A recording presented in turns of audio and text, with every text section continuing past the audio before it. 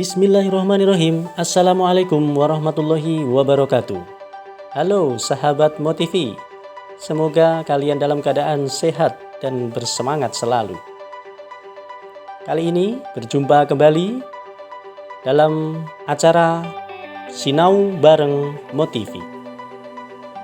Pada kesempatan kali ini kita akan belajar terkait dengan persiapan atau uji coba ujian sekolah yang akan diselenggarakan pada minggu-minggu ini.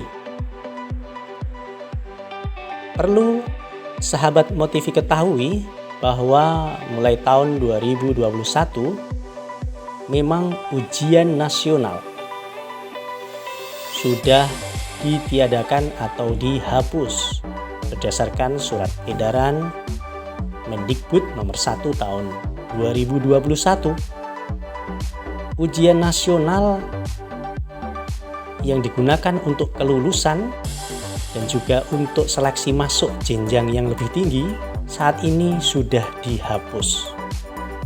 Namun, anak-anak masih akan tetap mengikuti beberapa tes yang diselenggarakan oleh sekolah masing-masing.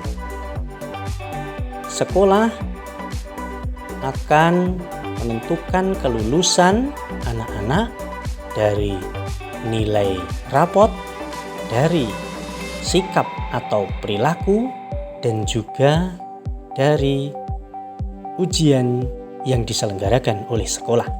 Nah, kali ini kita akan sinau bareng dalam rangka persiapan ujian sekolah. Untuk kali ini, muatan pelajaran yang akan kita pelajari bersama adalah muatan pelajaran PPKN. Anak-anak sudah bersiap untuk sinau bareng Motivi? Iya, untuk itu segera kalian siapkan alat tulis untuk merangkum, untuk mendengarkan video pembelajaran Sinau bareng Motivi kali ini. Baiklah sahabat Motivi, kita akan segera mulai sinau bareng muatan pelajaran PPKN dengan mengetengahkan bab yang pertama, yaitu lahirnya Pancasila. Lahirnya Pancasila jatuh pada tanggal 1 Juni 1945 merupakan peristiwa bersejarah. Awal dari lahirnya dasar negara kita yaitu Pancasila bermula saat pidato Soekarno dalam sidang pertama Dokuritsu Zunbi Tosakai. Bahasa Jepang Dokuritsu Zunbi Tosakai, dalam bahasa Indonesia terkenal dengan istilah BPUPKI, Badan Penyelidik Usaha Persiapan Kemerdekaan Indonesia.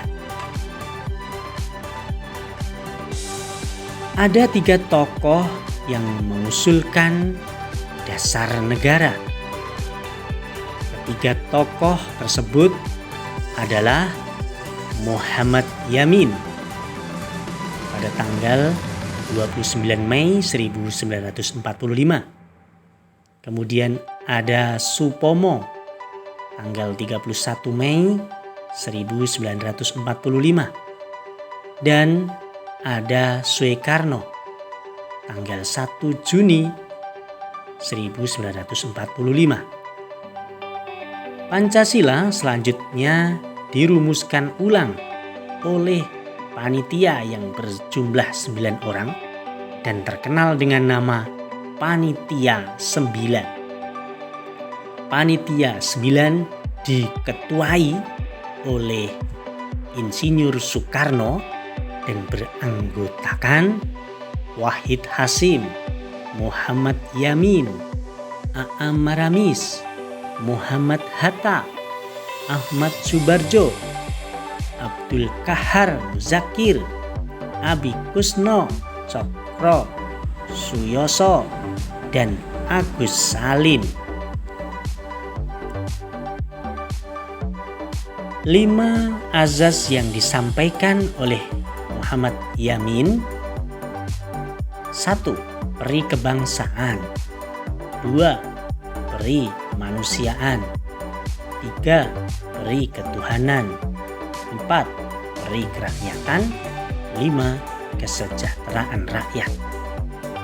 Adapun yang disampaikan oleh Supomo, 5 azasnya: yang pertama, persatuan. Kedua, kekeluargaan. Ketiga, keseimbangan lahir dan batin. Keempat, musyawarah.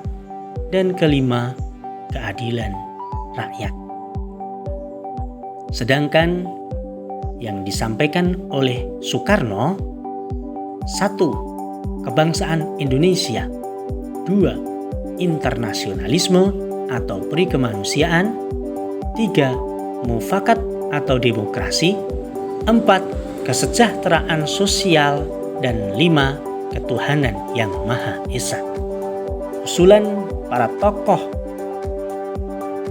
berhasil dirumuskan Pancasila yang sampai saat ini kita ketahui, yaitu 1. Ketuhanan yang Maha Esa dengan lambang bintang.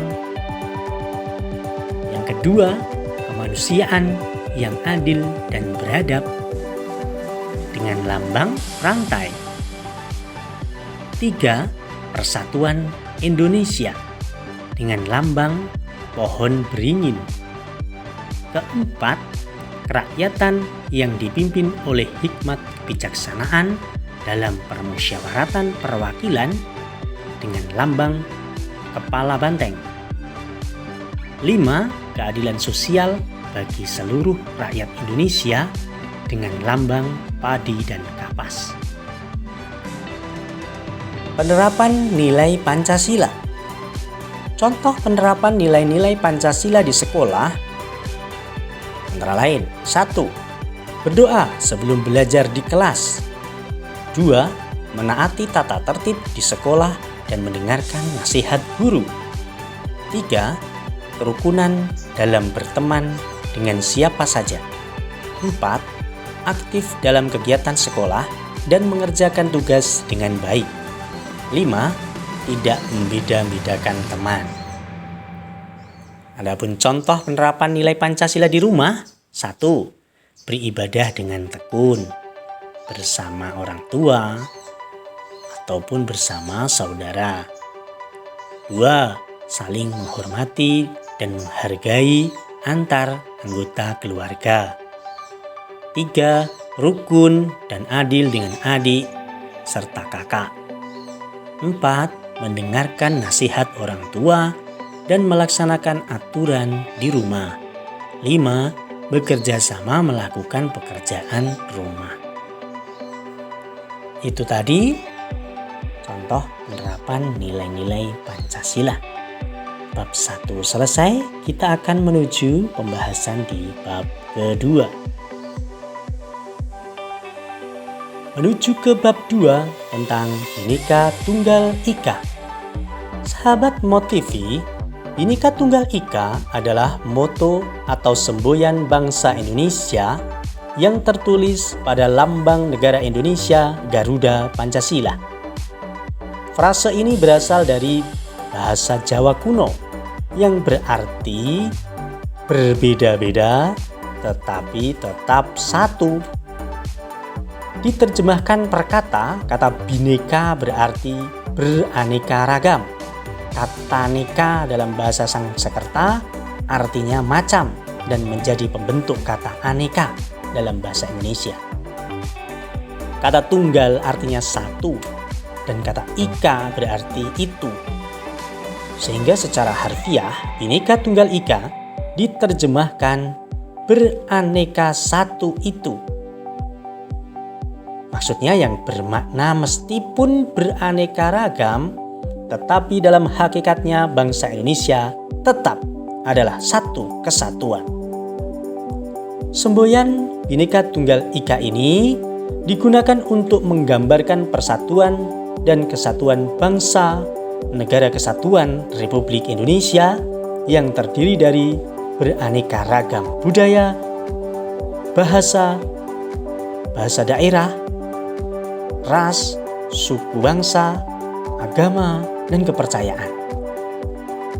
Kalimat Bhinneka Tunggal Ika ini merupakan kutipan dari sebuah kitab Jawa kuno, yaitu kitab Sota Soma. Kitab Sota Soma karangan Empu Tantular yang berjaya pada masa kerajaan Majapahit sekitar abad ke-14.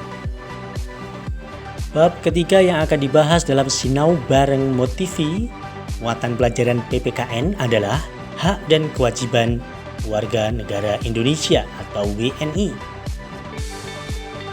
Hak dan kewajiban telah dicantumkan dalam UUD 1945 pada pasal 26, 27, 28, dan 31. 1.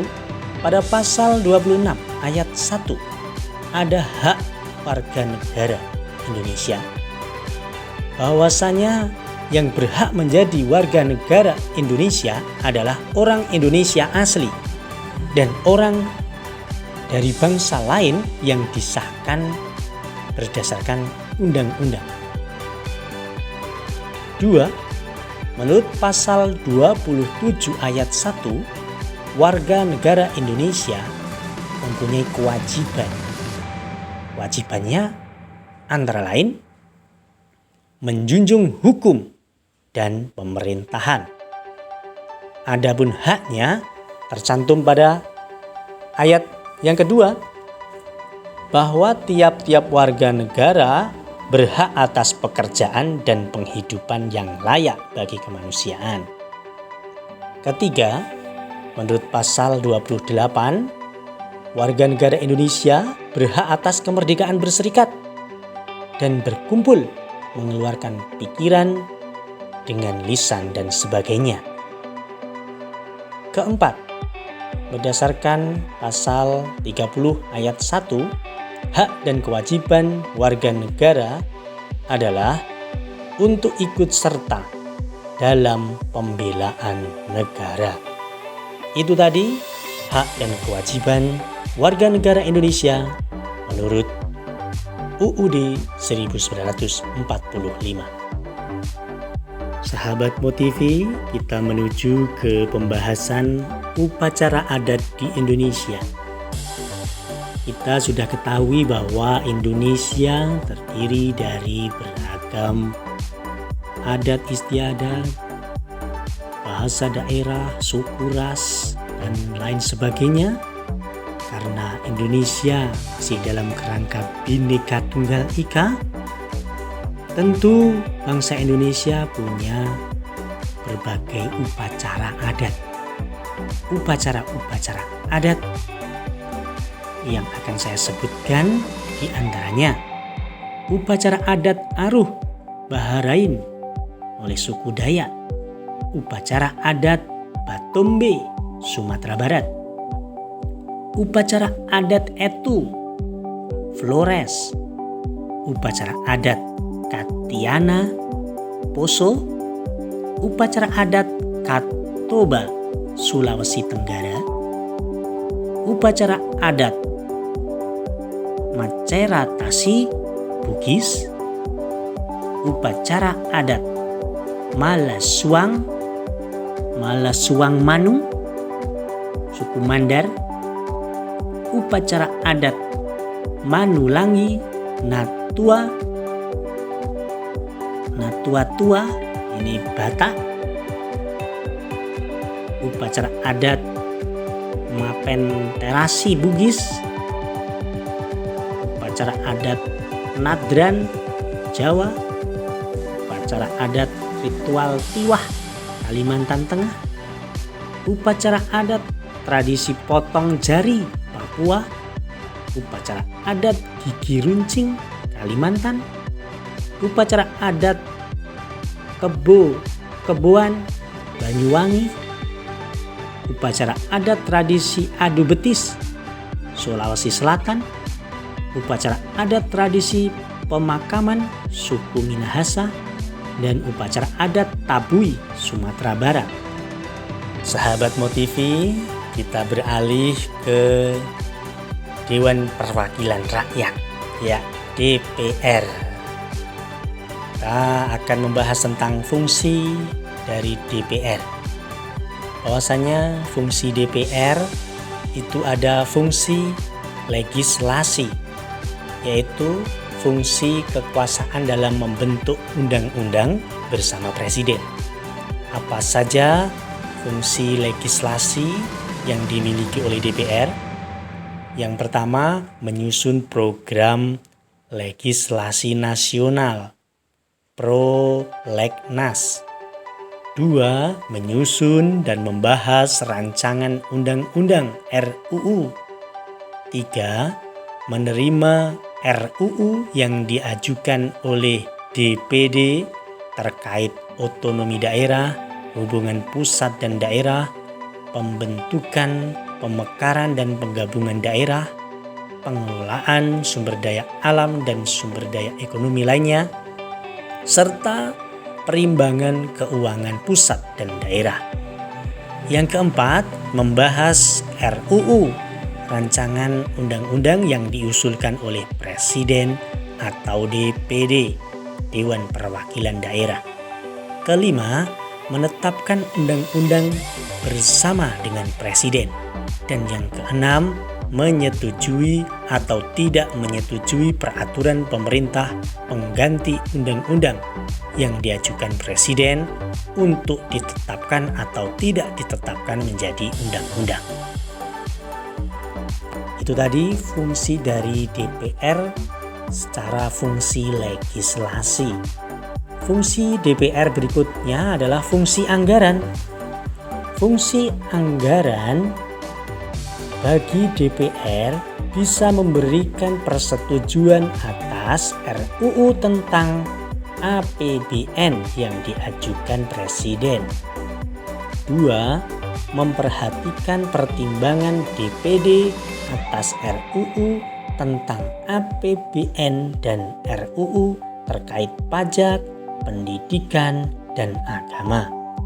3. Menindaklanjuti hasil pemeriksaan atas pengelolaan dan tanggung jawab keuangan negara yang disampaikan BPK. 4. Memberikan persetujuan terhadap pemindah tanganan aset negara maupun terhadap perjanjian yang berdampak luas bagi kehidupan rakyat yang terkait dengan beban keuangan negara. Fungsi DPR yang berikutnya adalah fungsi anggaran. DPR mempunyai fungsi anggaran. 1. Terkait dengan fungsi legislasi, DPR mempunyai tugas dan wewenang melakukan pengawasan terhadap pelaksanaan undang-undang, APBN, dan kebijakan pemerintah. Itu terkait dengan fungsi-fungsi DPR. Bab berikutnya ini kita akan belajar tentang organisasi dan manfaatnya. Organisasi adalah suatu kelompok orang yang bekerja sama untuk mencapai tujuan bersama. Di sekolah juga ada organisasi, misalnya organisasi siswa intrasekolah atau yang disebut dengan OSIS. Nah, apa manfaat dari organisasi? Manfaat dari organisasi: 1. Tercapainya tujuan bersama. 2. Melatih mental berbicara di publik. 3. Mudah memecahkan masalah. 4. Meningkatkan wawasan dan pengetahuan. 5. Mampu dalam mengatur waktu dengan baik. Itu pembahasan tentang organisasi dan manfaatnya. Iya sahabat Motivi, kita akan melanjutkan sinau barengnya dengan bab globalisasi dan dampaknya. Apa itu globalisasi? Bagaimana dampaknya? Ya, menurut Anthony Giddens bahwa globalisasi adalah intensifikasi hubungan sosial secara mendunia sehingga menghubungkan antara peristiwa di satu lokasi dengan lokasi lainnya serta menyebabkan terjadinya perubahan pada keduanya. Globalisasi menurut Malcolm Water adalah suatu proses sosial yang mengakibatkan pembatasan geografis pada keadaan sosial budaya menjadi kurang penting yang terwujud di dalam kesadaran manusia. Menurut Peter Drucker, bahwa globalisasi adalah sebuah istilah menyeluruh untuk berbagai proses yang berada di jantung ekonomi global, yaitu penyebaran komunikasi global secara instan, pertumbuhan perdagangan internasional yang cepat, dan pasar uang global.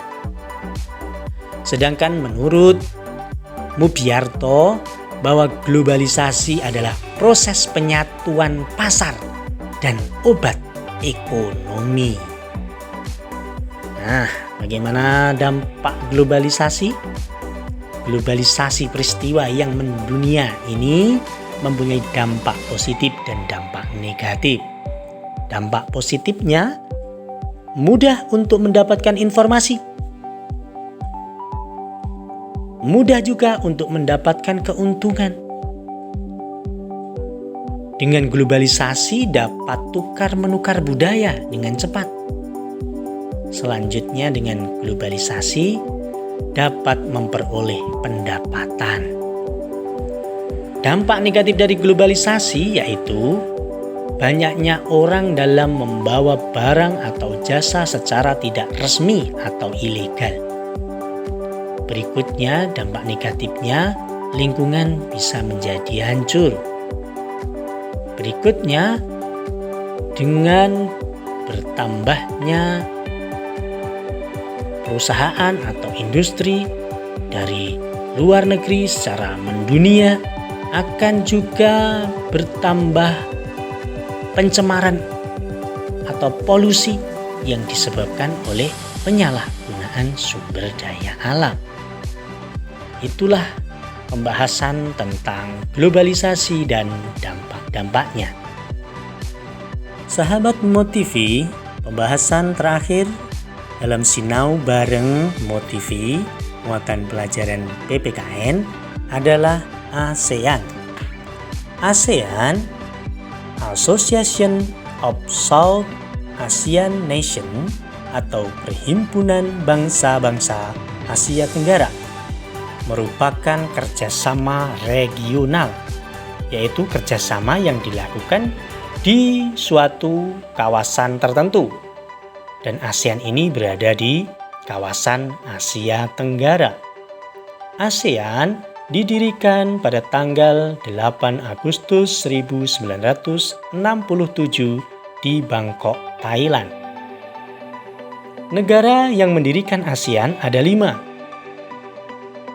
5 tokoh yang menandatangani deklarasi pembentukan ASEAN di Bangkok, tepatnya di Gedung Kementerian Luar Negeri Thailand. Di antaranya Indonesia diwakili Adam Malik, Menteri Luar Negeri Indonesia. Malaysia diwakili oleh Tun Abdul Razak, Wakil Perdana Menteri Malaysia. Singapura diwakili oleh Sinnathamby Rajaratnam, Menteri Luar Negeri Singapura. Filipina diwakili oleh Narciso Ramos, Menteri Luar Negeri Filipina. Dan Thailand sendiri diwakili oleh Thanat Khoman, Menteri Luar Negeri Thailand. Adapun kerjasama ASEAN cukup banyak. Yang saya sebutkan saat ini hanya beberapa saja. Ada di sektor industri, yaitu AICO, ASEAN Industrial Cooperation.